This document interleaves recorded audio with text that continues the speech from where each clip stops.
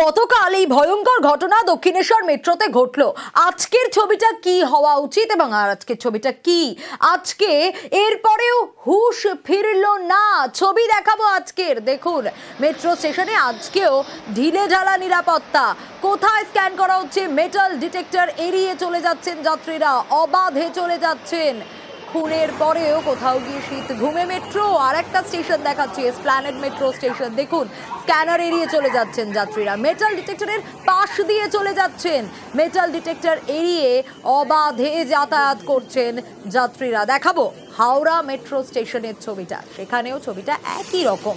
Scanner এড়িয়ে অবাধে চলে যাচ্ছেন। কোথায় হচ্ছে checking? Chandni Chowk metro station, সেখানেও দেখতে পাবেন কোথায় চেকিং হচ্ছে। স্ক্যানার এড়িয়ে যাত্রীরা অবাধে চলে যাচ্ছে।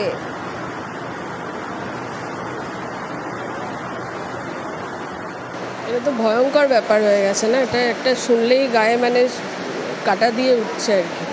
এটা পেলো কি করে? ছুরি হোক যা হোক, স্ক্যানারে ধরা পড়লো কি করে? এটা তো ওদের সিকিউরিটিরই অভাব।